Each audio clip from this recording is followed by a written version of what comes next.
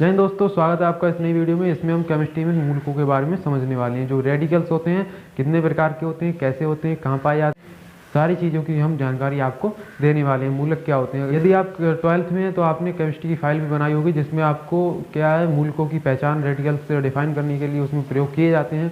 तो उसके बारे में भी हम आज को बताने वाले हैं। ठीक है, तो चलिए शुरू करते हैं। बताता हूँ कि मूलक होते क्या हैं।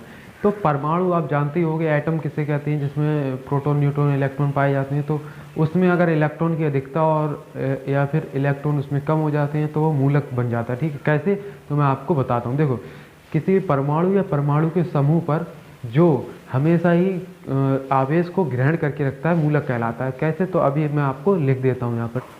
तो भाई देखो, यहाँ पर मैंने परिभाषा लिख दी है, जो कि परमाणु या परमाणुओं का समूह जो हमेशा धनावेश या ऋणावेश ग्रहण किए हुए रहता है, मूलक कहलाता है। ठीक है यार, कोई भी आपका परमाणु है जिस पर कोई आवेश है तो वह क्या है, मूलक है। जैसे आपने इस तरह की जो परमाणु देखे होंगे केमिस्ट्री में, इसका काफ़ी ज़्यादा यूज होता है, कहीं ना कहीं आपको मिल जाएंगे। फिलहाल इनकी जो ये प्लस और माइनस जो लगा हुआ है, यही इनको मूलक बनाता है। तो अगर आप इसके एग्जांपल देखोगे मूलकों के, तो यहाँ पर मैंने लिख दिए हैं, जो कि ये सोडियम प्लस, यानी सोडियम पर एक चार्ज, यानी यहाँ से एक इलेक्ट्रॉन निकला हुआ है। आप सभी जानते हो कि जो जब इलेक्ट्रॉन निकलता है तब उस पर प्लस का चार्ज आता है, और जब इलेक्ट्रॉन ग्रहण होता है उसमें, मतलब प्रवेश करता है, तो उस पर माइनस का चार्ज आता है। तो इसी प्रकार यहाँ पर क्या है, सोडियम में एक इलेक्ट्रॉन कम है, यानी कि Na+ और Mg2+, यानी यहाँ पर 2 इलेक्ट्रॉनों की कमी है।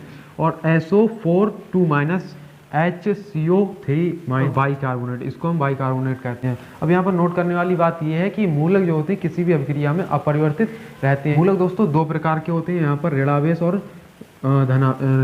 धनावेश। ठीक है, जो धनावेश होता है, यानी कि नाम से ही जाहिर है कि यहाँ पर प्लस का आवेश किसी परमाणु पर उपस्थित है, तो वहाँ पर धनावेश हमारा होता है। जैसे इसको धनावेश को हम क्षारीय मूलक भी कहते हैं, और ऋणावेश को हम अम्लीय मूलक भी कहते हैं। जैसे क्षारीय मूलक हमारा होता है सोडियम, यानी यहाँ पर प्लस का चार्ज है, तो सीधे आप कह सकते हो यहाँ पर क्षारीय मूलक है। Mg2+, और Na2OH, यानी Na पर प्लस का चार्ज है। दोस्तों अम्लीय मूलक होता है, इसके Cl-, I-, NO2- और इसमें इत्यादि होते हैं। ठीक है, तो इसमें मैंने आपको मूलकों के बारे में बता दिया, यहाँ पर कितने प्रकार के होते हैं, मूलक की मतलब संयोजकता क्या होती है। तो दोस्तों जितना उस पर चार्ज होता है, यानी किसी भी मूलक पर जितना चार्ज होता है, उसकी संयोजकता उतनी होती है।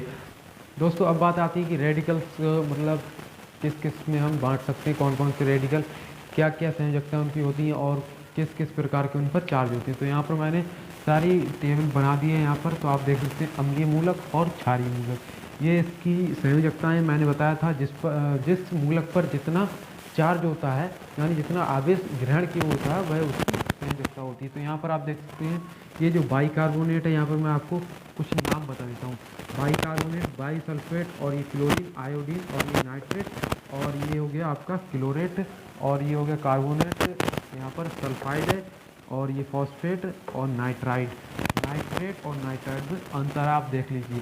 Sodium, potassium, beryllium, magnesium, aluminium, ferric, अगर यहीं पे 2+ होगा तो हमारा फेरस हो जाएगा, और यहाँ पर अमोनियम और अमोनियम। ठीक है, ये अमोनियम होता है, NH4 अमोनियम होता है। अब दोस्तों यहाँ पर आप देख सकते हो, यहाँ पर मैं आपको टेबल भी प्रोवाइड करा दूंगा, तो यहाँ पर आप स्क्रीनशॉट भी ले सकते हैं यहाँ पर, और अपनी कॉपी में लिख भी सकते हैं। ठीक है, देख सकते हैं कि एक हमारा टर्मिनल जो है वो कैथोड है, एक एनोड है, यानी पॉजिटिव वाला एनोड है और कैथोड माइनस वाला है। ठीक है, तो यहाँ पर जो पूछ सकता है कि यहाँ पर लवण का जब वैद्युत अपघटन करने पर हमें जो मूलक है किस पर प्राप्त होगा, यानी क्षारीय मूलक किस पर प्राप्त होगा। तो यहाँ पर आप देख सकते हैं कि जो क्षारीय मूलक है, यानी प्लस वाला जो हमारा है, वो हमें प्राप्त होगा नेगेटिव, यानी कि कैथोड पर हमें प्राप्त होगा। यहाँ पर मैंने लिख दिया क्षारीय मूलक कैथोड पर प्राप्त होता है, और अम्लीय मूलक जो है एनोड पर प्राप्त होता है। यानी यहाँ पर प्लस माइनस वाला झमेला है यहाँ पर, क्योंकि आपको पता है जो माइनस वाला है प्लस की ओर आकर्षक होगा, और जो प्लस वाला है वो माइनस की ओर आकर्षक होगा। तो यहाँ पर आपको मैंने पूरा मूलक जो रेडिकल्स समझा दिया है। अगर आई होप कि आपको ये वीडियो अच्छी लगी होगी।